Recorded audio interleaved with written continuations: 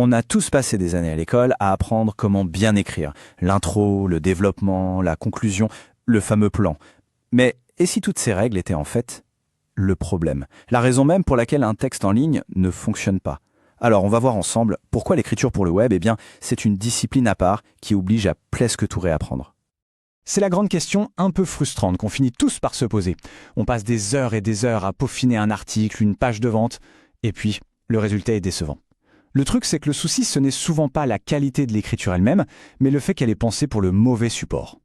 L'erreur de base, vraiment fondamentale, c'est de voir le web comme une simple feuille de papier numérique. Et donc, on applique les règles de la bonne vieille dissertation à un environnement qui, en réalité, n'a absolument rien à voir. C'est un peu comme essayer de traverser un océan avec une carte routière. Ça ne peut pas marcher. Cette phrase, elle résume tout parfaitement. Le web, c'est un véritable champ de bataille pour capter l'attention. Chaque notification, chaque pub, chaque autre onglet ouvert est un ennemi. Dans ce contexte, un texte qui demande le moindre petit effort, c'est un texte qui a déjà perdu la guerre avant même de commencer. La solution, du coup, c'est de faire une sorte de mise à jour de son logiciel mental.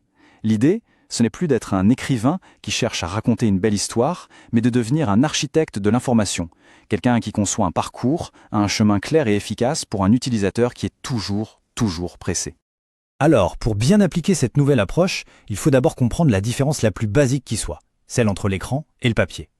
Qu'est-ce qui rend la lecture sur écran si particulière et si différente? La différence, elle est d'abord physique, presque biologique. Le papier, il réfléchit la lumière ambiante, ce qui est assez reposant pour nos yeux. L'écran, à l'inverse, nous projette de la lumière directement dans la rétine.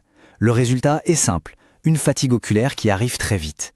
Et ça rend le lecteur irritable, impatient, il cherche juste la sortie de secours. Et ça nous amène à la règle d'or, le point crucial de toute cette histoire. La moindre friction est fatale. Une phrase un peu trop longue, un mot un peu compliqué, une mise en page trop dense, et hop, c'est le clic sur le bouton retour. L'internaute n'a ni pitié, ni patience. C'est comme ça. Voilà, c'est la vérité un peu brutale, mais qu'il faut absolument accepter pour pouvoir progresser. À quelques rares exceptions près, personne, vraiment personne, ne lit un texte en ligne de la première à la dernière ligne. Pas à la première visite en tout cas. L'internaute fait tout autre chose. Il scanne. L'image du chasseur est parfaite pour ça. Imaginez un chasseur en forêt. Il ne va pas s'arrêter pour admirer chaque feuille. Non. Il balaye l'environnement du regard. Il cherche une chose précise, sa proie. Et sur le web, la proie, c'est l'information. Le rôle du rédacteur, c'est donc de laisser des traces, des indices évidents pour guider ce chasseur. Et ce n'est pas juste une impression, c'est prouvé. Des études d'oculométrie qui suivent le mouvement des yeux ont révélé ce fameux modèle en F. En gros, l'œil fait 2 balayages horizontaux en haut, puis un grand balayage vertical sur le côté gauche. Qu'est-ce que ça veut dire? Que tout le contenu qui se trouve sur la droite de la page est, la plupart du temps, complètement ignoré. Ça montre bien à quel point une large partie du texte est en fait invisible. Bon, maintenant qu'on a bien compris le problème, la question c'est comment on fait? Comment on transforme ce chasseur pressé en un lecteur un minimum attentif? Eh bien, la solution tient sur 3 piliers, 3 principes fondamentaux et non négociables. On va les passer en revue. Les voici, ces 3 piliers. D'abord la concision, aller droit au but, couper tout ce qui est superflu. Ensuite la structure, rendre le texte facile à digérer visuellement.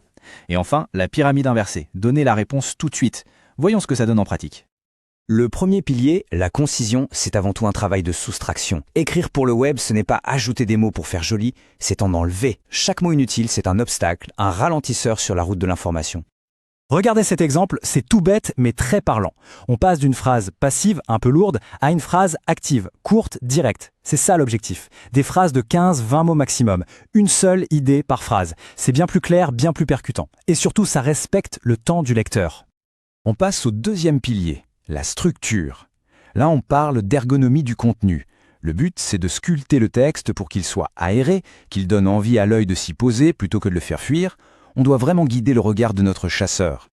Et pour ça, il y a des techniques très concrètes. Les sous-titres, par exemple, ce sont des panneaux de signalisation sur la page.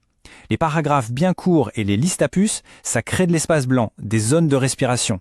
Ça rend la lecture beaucoup moins intimidante et ça permet à l'œil de se reposer. Et on arrive au troisième pilier. C'est peut-être le plus bizarre, le plus contre-intuitif par rapport à ce qu'on a appris à l'école, mais c'est aussi le plus important. La pyramide inversée, ça consiste à retourner complètement la structure narrative classique. C'est là que tout bascule. Sur le web, on commence par la fin. On donne l'information la plus importante, la conclusion, la réponse à la question, dès la toute première phrase. Pourquoi? La logique est implacable. Si l'internaute s'en va après Disney, il faut qu'il reparte avec le message essentiel. Les détails, le contexte, l'historique, tout ça, ça vient après pour ceux qui décident de rester.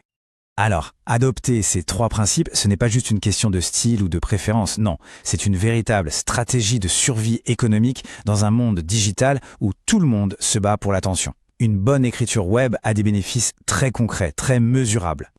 D'abord, la visibilité. Google adore les contenus qui répondent vite et bien aux questions, donc c'est excellent pour le référencement. Ensuite, l'engagement. Un texte facile à lire va retenir le visiteur plus longtemps sur la page et ça construit la confiance. Et enfin, logiquement, la conversion. Un parcours de lecture clair, sans friction, mène bien plus facilement à l'action qu'on souhaite, que ce soit un achat, une inscription, peu importe. Et voilà, la boucle est bouclée.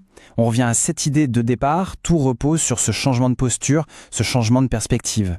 Le but n'est pas de faire de la belle littérature, mais de concevoir une expérience utilisateur qui soit la plus efficace possible avec des mots. C'est donc la question à se poser. Est-ce qu'on continue de se voir comme un écrivain sur le web, au risque de construire une magnifique maison mais sans porte d'entrée? Ou est-ce qu'on devient un architecte, qui s'assure que chaque mot a une fonction précise et guide le visiteur exactement là où il doit aller? Le choix, en réalité, est purement stratégique.